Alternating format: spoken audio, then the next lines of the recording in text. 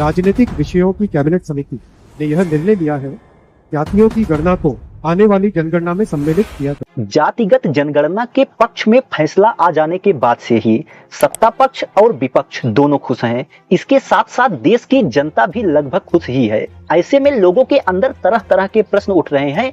उसी में से एक प्रश्न यह भी है कि आखिर मोदी सरकार ने जातिगत जनगणना के पक्ष में अचानक फैसला क्यों लिया।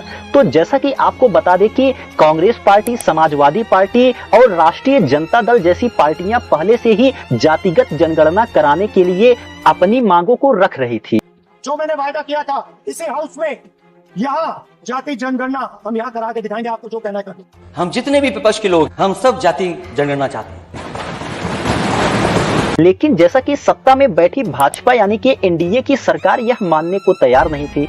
लेकिन मालूम तो सबको था कि देर सवेर ही सही, लेकिन जातिगत जनगणना होगी जरूर।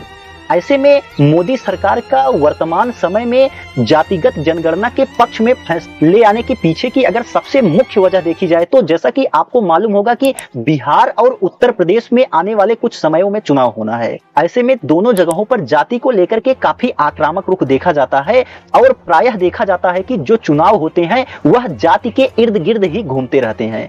ऐसे में इन दोनों जगहों पर चुनाव मुख्य रूप से जाति को लेकर के ही होते हैं। और दूसरी तरफ इंडिया गठबंधन मोदी सरकार को जातिगत जनगणना को लेकर के ही घेर रही थी, जिससे कि इंडिया गठबंधन को काफी फायदा भी हो रहा था। ऐसे में मोदी सरकार चाहती थी कि उत्तर प्रदेश और बिहार के लोगों को भी साथ लिया जाए और इंडिया गठबंधन को भी साथ लिया जाए। तो ऐसे में इसी को लेकर के अचानक मोदी सरकार के द्वारा जातिगत जनगणना के पक्ष में फैसला लाया गया।